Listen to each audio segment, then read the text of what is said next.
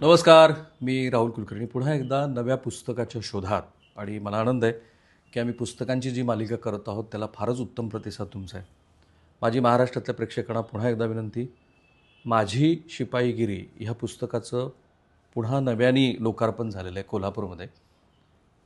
Lieutenant general SP Thorat ह्यांचं हे तसं आत्मचरित्र. आणि आत्ताची जी मुलाखत आहे ती नव्या राजकीय परिप्रेक्ष्यामध्ये कृपया बघू नका. जर चीनी संस्कृती 5-10 वर्षाची आहे आणि त्याचं धोरणसुद्धा पुढच्या कित्येक वर्षाचं असेल तर भारतासमोरचं नेमकं आव्हान काय आहे हे समजून घेण्यासाठी मला हे पुस्तक फार उपयुक्त वाटतं. आणि माझ्या ज्या डॉक्युमेंटरीला राष्ट्रीय पुरस्कार मिळाला, मी सेलापासला 14,000 फुटापासून 21,000 फुटापर्यंतचा प्रवास करत भारत आणि चीन ह्या दोन देशादरम्यानचं 1962चं युद्ध कसं लढलं गेलं आणि त्यातनं आपला कसा पराभव झाला, फॉरवर्ड पॉलिसी, त्याचं जे विश्लेषण केलं तेही तुम्हाला खूप आवडलं. आणि त्याच्यासाठी मला थोरात सरांचे संदर्भ खूप उपयोगाला आले होते. जनरल पित्रे यांची प्रदीर्घ मुलाखत तुम्ही त्या डॉक्युमेंटरीमध्ये पाहिली. आणि ह्या पुस्तकाचं विश्लेषण करत असतानासुद्धा चीन ह्या विषयावरती पृष्ठ क्रमांक 207 पासून पुढची 12 पानं चीन ह्या संदर्भात फॉरवर्ड पॉलिसीच्या अनुषंगाने बराच उहापोह केला आहे. तत्कालीन पंतप्रधान दिवंगत पंडित जवाहरलाल नेहरू यांच्यावरती असलेला युरोपियन विचाराचा पगडा आणि त्यांचा एकूणच मानवतावादी दृष्टिकोन हा आजच्या परिप्रेक्ष्यामध्ये तपासायची खरोखर गरज नाही. कृष्ण मेनन यांचं त्यावेळेचं वर्तन, कौल हे कसे वागले, हे ज्यांना इतिहासाचा अभ्यास करायचा त्यांनी खरोखर पाहावं. अत्यंत बेजबाबदार संरक्षण मंत्री देशाचं किती वाटोळं करू शकतो हे तेव्हा ते दिसलं. आणि ह्या पुस्तकाचं विश्लेषण करण्यासाठी लेफ्टनंट जनरल SP थोरात सरांचे चिरंजीव, महाराष्ट्राचं उत्तुंग असं व्यक्तिमत्व श्री यशवंत थोरात आपल्यासोबत आहेत. सर, मी ह्या पुस्तकाचा चीनचं आव्हान ह्याच्यातला संपूर्ण भाग वाचल्यानंतर मला असं वाटलं की याच्यातल्या शेवटच्या वाक्याने आपण सुरुवात करायला हवी. मला पंतप्रधान नेहरूंची नाराजी ओढावून घ्यावी लागली व सरसेनापती होण्याच्या आशेवरती पाणी सोडावं लागलं. खरं एक खरं सांगणं पटलं नाही पंतप्रधानांसोबत. काय म्हणलं? खरं सांगणं पटलं नाही पंतप्रधान. साहेब, मी तुम्हाला थोडंसं आणखीन एक पानावर कॉन्सन्ट्रेट करायला लावतो. प्लीज. की हे वाचा. जेव्हा सत्यमेव जयते. हा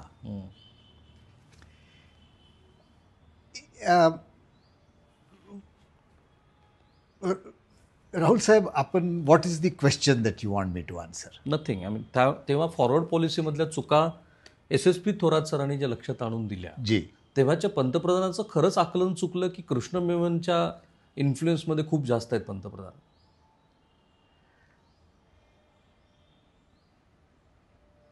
साहेब, पंतप्रधानांना वाटत होता की चीन हमला करणार नाही. आर्मीनं त्यांना सतत सांगितल्यानंतर देखील त्यानं त्याच्यावर लक्ष दिलं नाही. जनरल साहेबांना एकदा मेनन साहेबांना सांगितलं की साहेब, the refurbishment of the army will require 500 crores.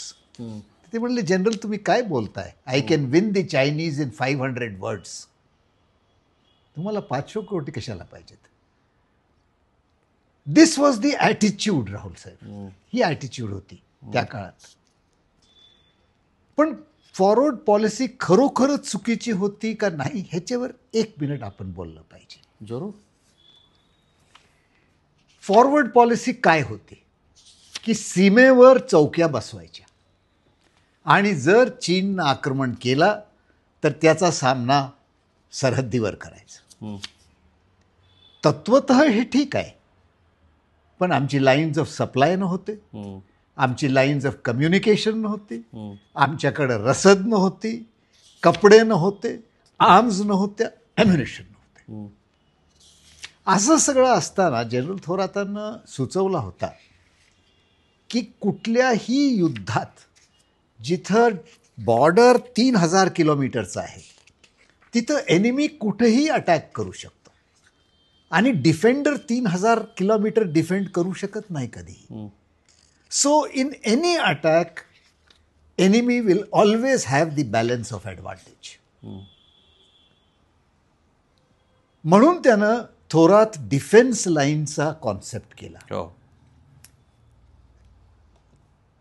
एकदा गोव्यातनं येताना मी घाटातून येत होतो आणि का कोणास ठाऊक माझ्या विचार आला की Thorat was actually thinking like A typical Maratha, की शत्रूला येऊ द्यात.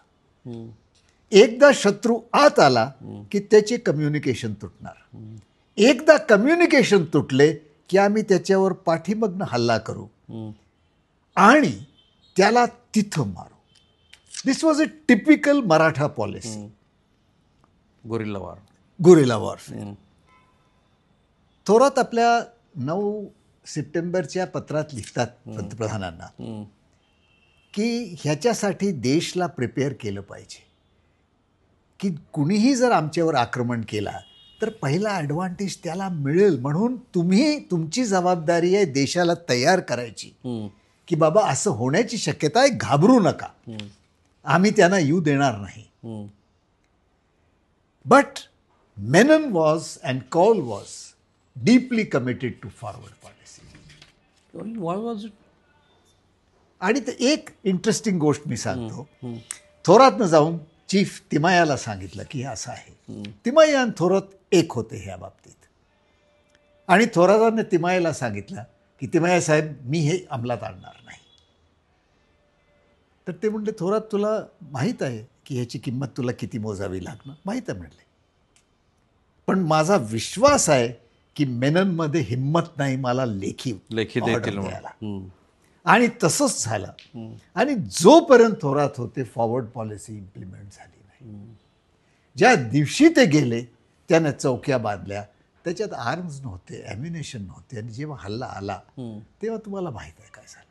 साध्या कपड्यात गेले होते आपल्या. बंगळुरूवरून टीम आपल्या हलवल्या. त्यांना तिथली परिस्थिती माहिती नाही, तिथली थंडी माहिती नाही. आणि आपण तर तिथं गेलेलो आहात. ऑक्सिजन ॲक्लिमेटायझेशनची प्रोसेस नाही झाली तुमची.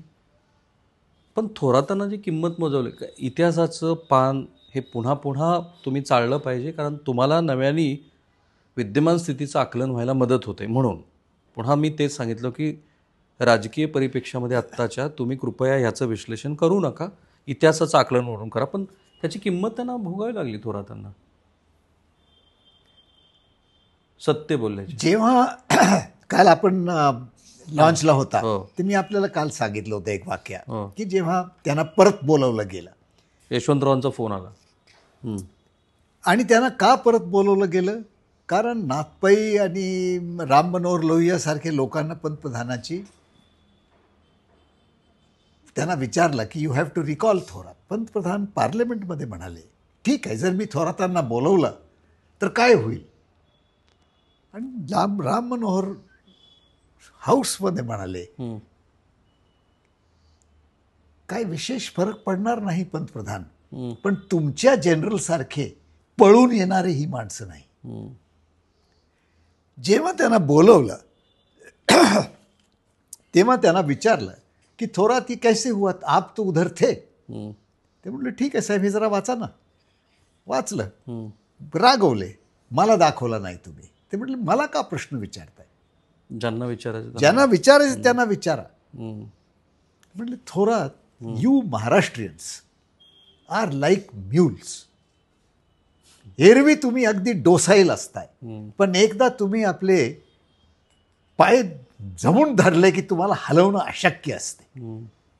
तर जनरल साहेब म्हणाले की sir, is that a bad thing when you are right. नाही म्हणले Thorat, it's not bad, it is irritating. एक इंटरेस्टिंग आहे थोरातांच्या ह्याच्यामध्ये की साधारण धारणा अशी होती की अक्साई चीनमधला जो रस्ता आहे जे तो चीनी रेडिओनी किंवा तत्सम जी कुठली माध्यमं असतील त्याच्यातनं सांगेपर्यंत आपल्याला त्याची कल्पनाच नव्हती. But which is not true. Aksai चीनमध्ये IBचे रिपोर्ट्स आहेत तुमच्याकडे, तेव्हा IB होती माझ्या. तर तेव्हा थोरातांनी लिहिलंय की असं काहीतरी चीन करतं आहे, याचे इनपुट्स होते आपल्याकडे होते. We were ignorant. But was there somebody to listen to it, Rahul साहेब. आर्मी दोन्ही. आणि डॅडींचं दुःख एवढंच होतं की एक आर्मीचा लष्कर प्रमुख, एक आर्मी कमांडर, 2 माणसं जाऊन सांगतात की साहेब असं आहे आणि तुम्ही त्यांना हिअरिंग देत नाही, म्हणजे काय आहे. ही was very upset that Y is the government not listening at all. And some people say it is because perhaps Panditji wanted a Nobel Peace Prize. Oh, that's very sure. तुम्ही तुमच्या वडिलांची, कारण तुमच्या दोघात जवळपास 40-41 वर्षाचं अंतर. जी. तुम्ही कधी ह्या विषयावरती, कारण मला माहीत नाही, तुमचे वडील 92ला गेले इफ आय एम करेक्ट, जी. तर तेव्हापर्यंत तुमची समज 72ला तुम्ही RBIमध्ये आलात. जी. बरंचसं अंतर आहे. त्या काळात कधी तुम्ही इतक्या सविस्तरपणे वडिलाशी ह्या विशिष्ट विषयावरती कधी बोललो. येस.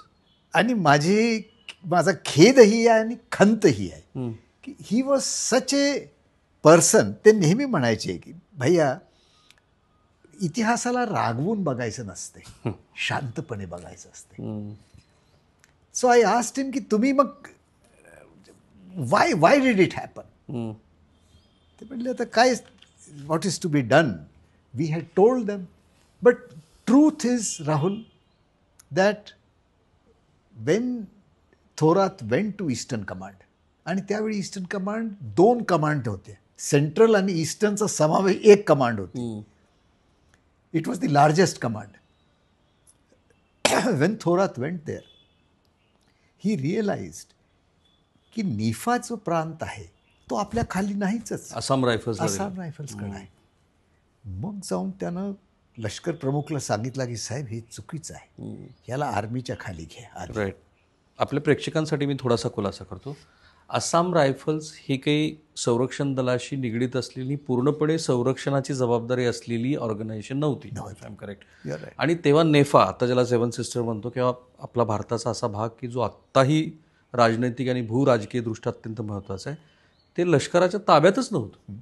आणि हे जनरल थोरात यांच्या पहिल्यांदा लक्षात आलं, आणि जनरल थोरात यांनी स्वतः पुढाकार घेऊन, त्यांना कोणी सांगितलेलं नाही आहे की अशा पद्धतीनं चीनचा संभावित हल्ला आपल्यावरती झाला तर आपल्याला काय करायला हवं, हे स्वतः त्यांनी लिहिलं आणि संबंधित वरिष्ठ अधिकाऱ्यांना कळवलं, संरक्षण मंत्र्यांना कळवलं. पंतप्रधानांना त्यांनी ते दाखवलंच नाही.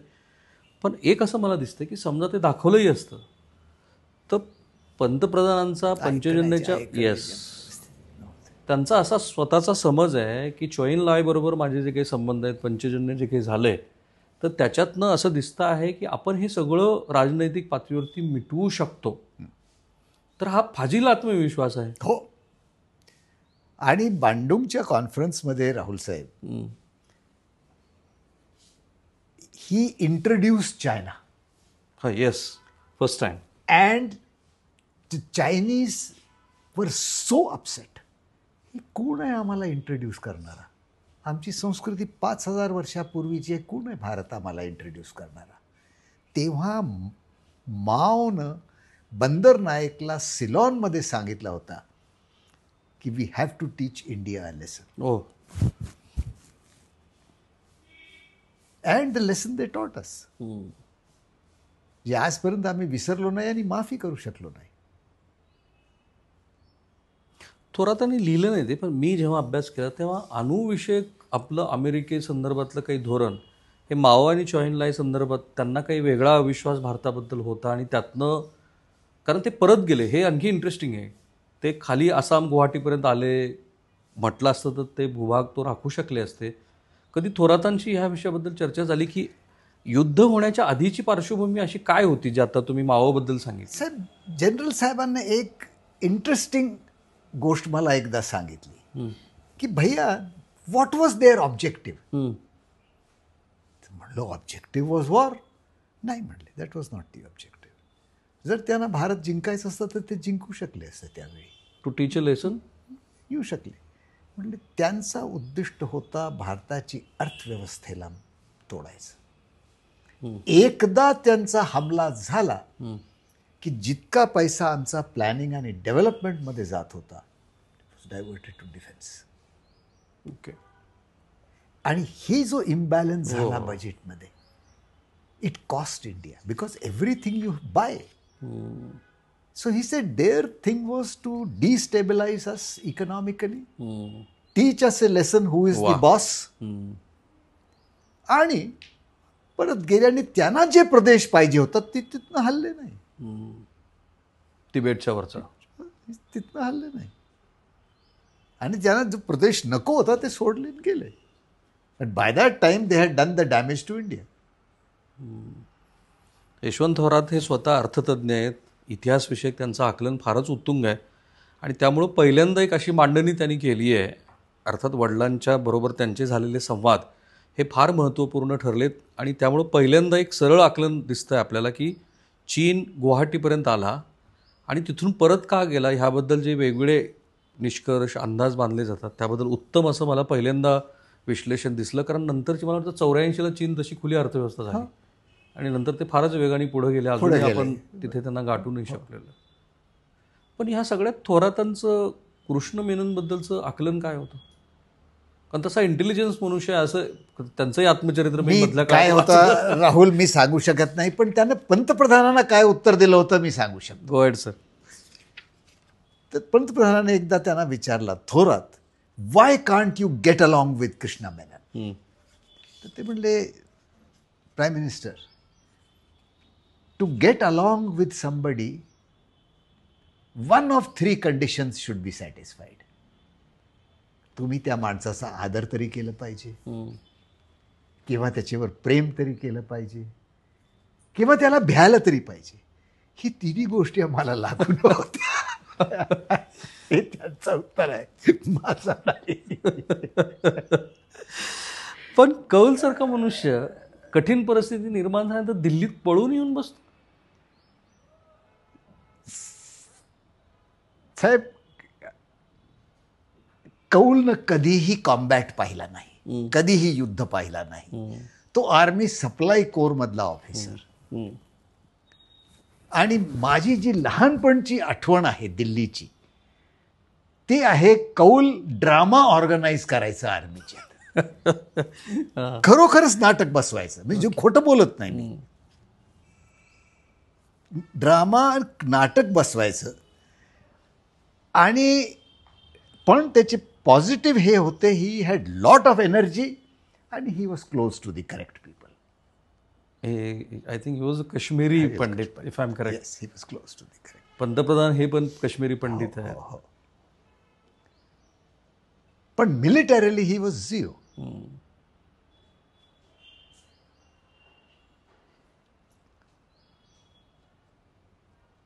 बरोबर. तर या विषयावरती एक शेवटचं आकलन आपण करू आणि नंतर मग मला यशस्वी थोरात त्यांच्याबद्दल समजून घ्यायचं आहे.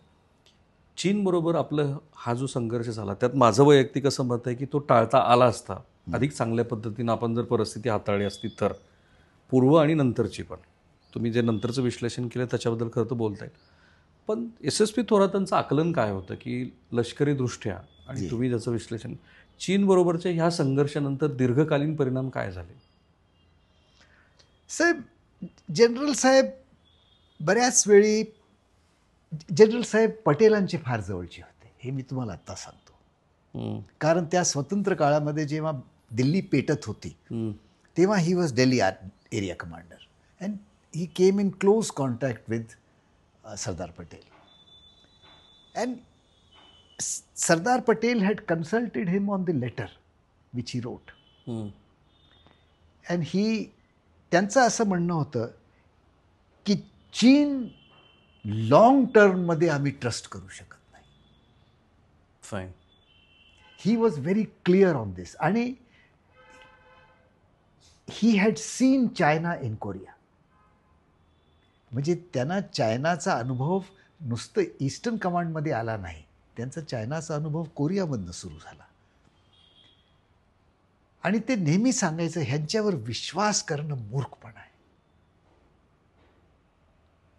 आणि he always saw China as not a threat but somebody about whom we should be very careful. आणि ते म्हणायचे कधी कधी, it is easier to understand the Pakistanis than to understand the Chinese. या चीनी लोकांना समजणं फार अवघड आहे. कारण कुठल्याही परिषदेत they will not show their hand, हात दाखवत नाहीत कधीही. माझी मराठी प्रेक्षकांना पुन्हा विनंती, हे इंग्रजी आणि मराठी दोन्ही भाषेमध्ये उपलब्ध आहे आणि मला आनंद आहे की आमच्या या मुलाखतीनंतर पुस्तकांची विक्री खूप वेगाने होते.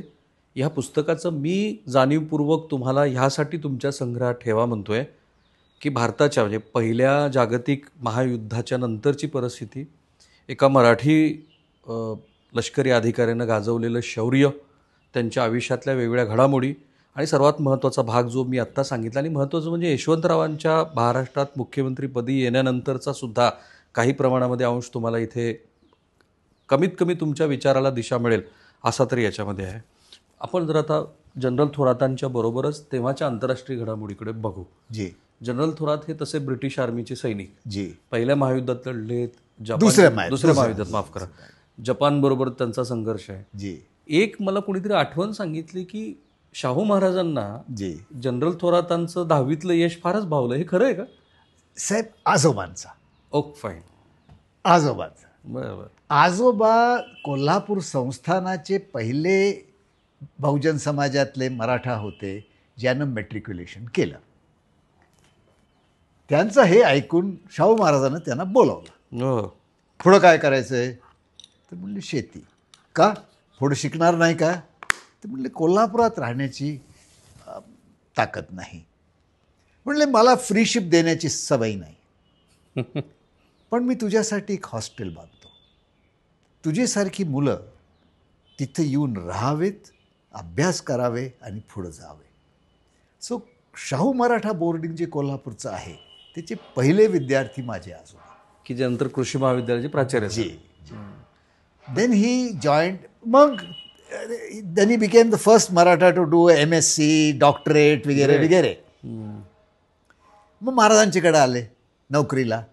महाराज म्हणले, Patil you are too straight a man, तुम्ही इथं टिकणार नाही. तुम्ही ॲग्रिकल्चर सर्व्हिसमध्ये जावा.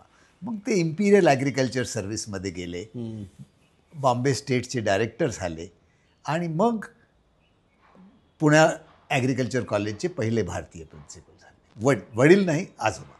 पण तुमच्या कुटुंबात तेव्हा तरी अशी सैनिकाची परंपरा नाही आहे. मला वाटतं तुमचे वडीलच पहिले. म्हणून मला जेव्हा लोक म्हणतात की तुम्ही वडिलांसारखा आर्मीमध्ये का गेला नाही, मी म्हणतोय मी माझ्या आजोबांच्या सारखा ॲग्रिकल्चर इकॉनॉमिस्ट झालो.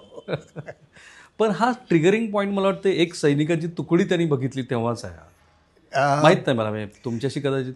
साहेब 1919 मध्ये मॉर्ली मिंटो रिफॉर्म झाले आणि मॉर्ली मिंटो रिफॉर्म्समध्ये पहिल्यांदा ब्रिटिश राज्यानं हे मान्य केलं की भारतीयांना ऑफिसर म्हणून घेता येईल. ओके. ते त्यापर्यंत मान्य करायला तयार नव्हते. त्यासाठी त्यानं 5 मुलं निवडले भारतात, त्यातले एक हे. आणि ते कसे निवडले, व्हाईसरॉयचे कडे जेव्हा इंटरव्ह्यूला गेले. इंटरेस्टिंग आहे तो भागच, फार इंटरेस्टिंग आहे. तर व्हाईसरॉय म्हणला, व्हॉट इज युअर नेम? तर ते म्हणले Patil. How can Patil be a name, surname? It is a title, it is a functional title. What is your name? Thorat. जर तुम्ही बोर्ड बाहेरचा बगितला तर आजोबांचं नाव आहे डॉक्टर PC पाटील आणि त्याच्या खाली आहे थोरात. तर त्यांना पहिला प्रश्न विचारला की थोरात, तुमचे पूर्वज आमच्या विरुद्ध लढले होते ते पन्हाळ्याची लढाई वगैरे मध्ये, आणि जर तशी परिस्थिती परत आली तर will you fight with us? Very interesting. तर म्हणले जी साहेब. तर म्हणले थोरात, तुम्ही दुसरा कुठलाही उत्तर दिला असता तर मी रिजेक्ट केलं असतं. क्या बात आहे. तर ही अशी परिस्थिती झाली. पण जेव्हा ते पहिल्यांदा इंग्लंडला गेले त्यांना पुष्कळ इन्फिरियॉरिटी कॉम्प्लेक्स होता. हा साहजिक आहे ना, मराठी मनुष्य कोल्हापुरातला जाऊन. So but he was quite a distinguished man in his own way. पण हे मराठ्यांतलं पहिलं काय आंतरधर्मीय नाही म्हणणार मी, पण काय म्हणजे पंजाबीबरोबर त्यांचं लग्न, की तेव्हाच ते काय माहिती आहे, जेव्हा ते इंग्लंडवरनं ऑफिसर म्हणून आले त्यांना विचारला कुठली रेजिमेंट तुम्हाला पाहिजे, तर ते म्हणले मराठाच. ओके. नाही म्हणले मराठा नाही तुम्हाला मिळू शकते, you have to take some other regiment other than the Marathas. Okay. मग त्यावेळी भारतातली सर्वात जुनी रेजिमेंट होती पंजाब, वेस्ट पंजाबची सगळी. So he was sent to the Punjab regiment. Punjab रेजिमेंटमध्ये पाठवलं आणि सरळ त्यांना अफगाणिस्तानमध्ये पाठवलं.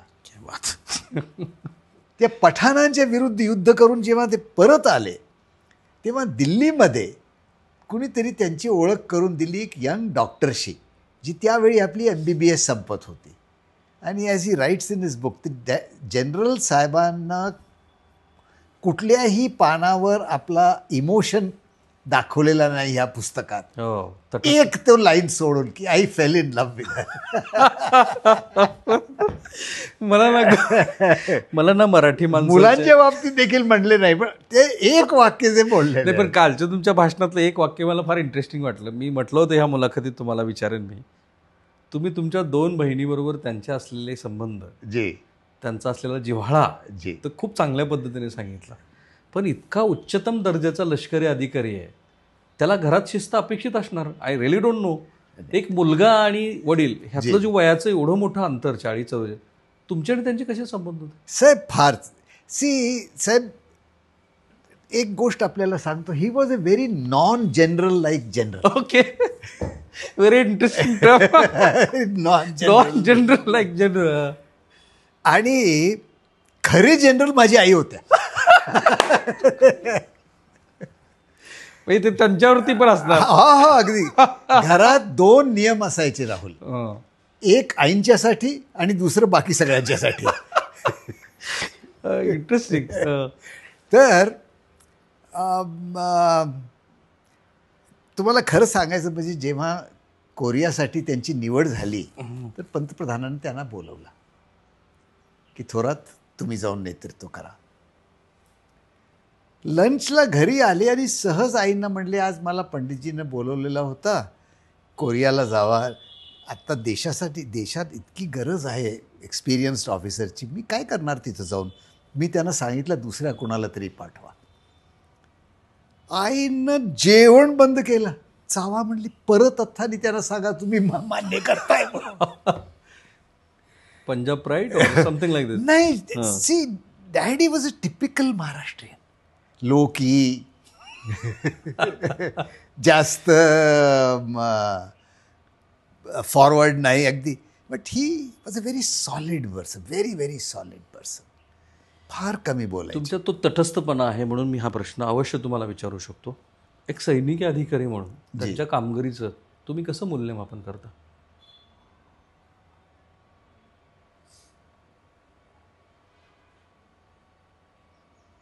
As a student of history,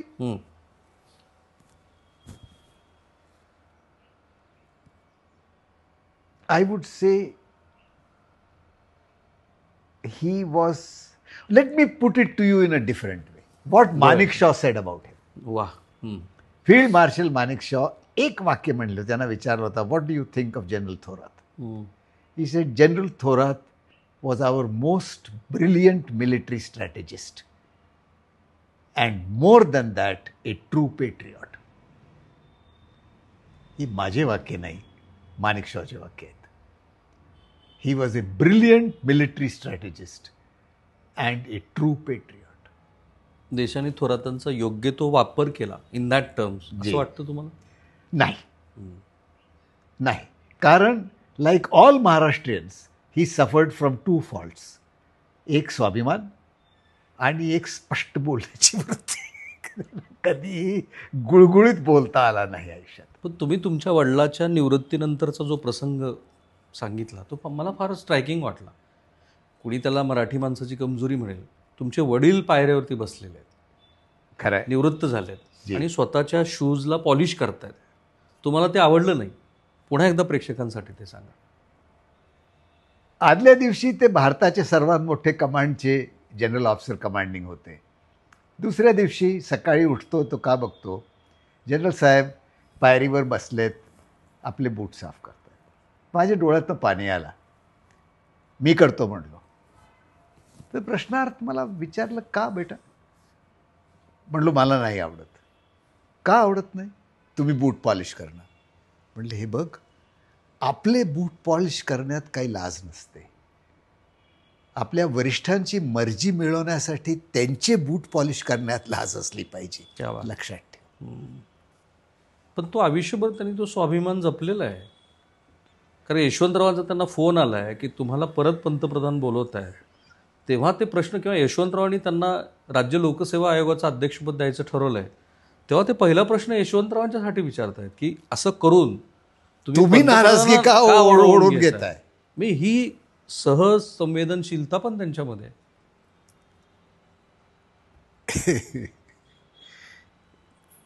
ते महाराष्ट्रात दारूबंदी लागू होती. Like all army officers, general साहेब ते लागतंच त्यांना. घ्यायचं. त्यानं ठरवला की जोपर्यंत मी महाराष्ट्र पब्लिक सर्व्हिस कमिशनचा चेअरमन आहे आणि स्टेटमध्ये दारूबंदी आहे, आय विल नॉट ड्रिंक. वाह, बरं, क्या बात. त्यांचे एक फार सिनियर मिनिस्टर मित्र होते. That minister like to have a drink.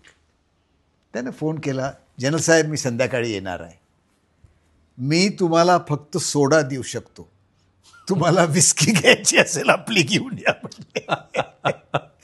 खरोखर चाललेली गोष्ट. ही नायदर सर्व्ड नॉर हॅड. 5 वर्ष नाही. राईट. त्यांना सरकारनं सांगितलं, साहेब आम्ही तुम्हाला हे देतो permit. No, if the state has this rule I will not do it. Fine.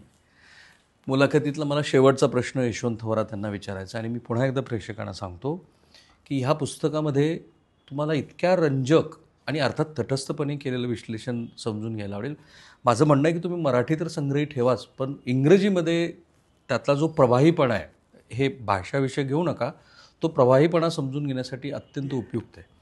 मी सेला पासला गेल्यानंतर माझ्या असं लक्षात आलं जी की तिथे आपल्या शत्रू सैनिकांचं जे दफन केलं आहे जी ते इतक्या व्यवस्थित ठेवलेलं आहे, आणि मला ह्या अर्पण पत्रिकेमध्ये त्याचं उत्तर मिळालं. कारण मी तिथल्या सैनिकांना विचारलं होतं आणि ते म्हणाले की जे ह्या अर्पण पत्रिकेत म्हटलेलं आहे की या अर्पण पत्रिका कुणाला आहे, तर त्यांना आहे की जे आपल्या देश आणि त्यांचे दोघांसाठी.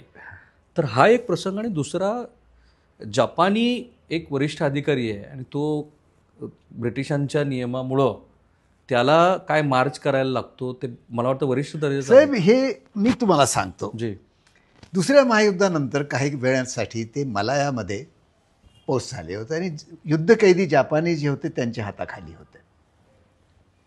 पहिल्या दिवशी परेडवर गेले आणि परेडला बघितलं की एक माणूस पळत येतोय. ते वर राहिला, त्यांनी सल्यूट केला आणि त्याने बघितलं की त्याची फिता ब्रिगेडियर किंवा मेजर जनरलचा होता. त्याने विचारला, why did you run? He said, sir हे सुप्रीम कमांडर माउंटबॅटनचे ऑर्डर्स आहेत. ठीक आहे, पण काय बोलले नाही. तिथून आपल्या बॉसकडे गेले आणि म्हणले, साहेब हे बघा, मी मलायामध्ये सिनियर मोस्ट भारतीय ऑफिसर आहे, माझ्या जवानांना आणि ऑफिसर्सना हे आवडणार नाही. तर ते म्हणले, त्या जपानीने आमच्याशी काय केलं ते तुम्ही विसरलात का? नाही म्हणले, तो युद्ध होता, युद्धामध्ये त्यानेही शिकस्तीनं लढले, आम्हीही लढलो. युद्ध संपल्यानंतर the Indian tradition is not to humiliate a enemy. वा. गोष्ट संपली. 2 दिवसानंतर तो माणूस चालत आला, सल्यूट केला आणि म्हणला, कर्नल मी आणि माझा देश ही कधी विसरणार नाही. संपली गोष्ट. त्यानंतर 53 साली कोरियाला गेले आणि आई गेल्या होत्या टोकियोला. आईंना भेटायला 4 दिवसासाठी त्याने सुट्टी काढली. हॉटेलमध्ये होते आणि जेव्हा ते बाहेर पडले, he found whole traffic was brought to a halt. आणि त्यानं समजत नव्हतं की टोकियोसारख्या शहरात हे ट्रॅफिकला का बंद केलं गेले. त्याने आपल्या ADCला सांगितलं, तर चौकशी करा काय आहे. तो जो ऑफिसर होता तो त्यावेळी जपानी आर्मीमध्ये पॉलिटिक्समध्ये डिफेन्स मिनिस्टर होता. वा. आणि तेव्हा जेव्हा कळाला त्याला की थोरात आलेत, ही जपानींचा this was Japan's way of saying thank you to him. Traffic is never brought to a halt, but they brought it to a halt. Sir thank you so much. आणि मला कधी कधी खंत वाटते, खंत याची की स्वातंत्र्यानंतरच्या कालखंडातले नीतिमत्ता, शिस्त आणि समाजाला दिशा देणारी ही जी उत्तुंग व्यक्तिमत्व आहेत ती महाराष्ट्रानं समजून तर घ्यायला हवीतच. पण अशा उत्तुंग व्यक्तिमत्वाचा आपल्या शालेय जीवनापासून एखादा धडा का असू नये पाठ्यपुस्तकामध्ये? एस.एस.पी. थोरात यांचं कर्तृत्व, त्यांचं नीतिमान वागणं आणि ह्या देशाला त्या धोक्याची आधीच जाणीव करून देणं हे आपण समजून घेणं का गरजेचं आहे? कारण ह्या देशामध्ये मराठ्यांनी ह्या देशाला दिशा देण्याच्या दृष्टीनं अत्यंत महत्त्वाची कामगिरी स्वातंत्र्याच्या आधी, स्वातंत्र्याच्या नंतर आणि छत्रपती शिवाजी महाराजाच्या कालखंडातनं तर कधीपासून केलेली आहे. त्याचेच वारसदार मला एस.एस.पी. थोरात वाटतात. आणि म्हणून महाराष्ट्र सरकारला विनंती आहे की थोरातांचा हा धडा आपल्या एखाद्या पाठ्यपुस्तकामध्ये आणायचा प्रयत्न तुम्ही जरूर केला पाहिजे. कारण आत्ताच्या स्थितीमध्ये समाजाला नीतिमान बनणं, त्या दृष्टीनं विचार करणं हे अशा तर व्यक्तिमत्वातनं घडेल. कॅमेरामन निकेतन माने आणि माझा सहकारी विशाल पुजारीसह मी राहुल कुलकर्णी, NDTV मराठी, कोल्हापूर.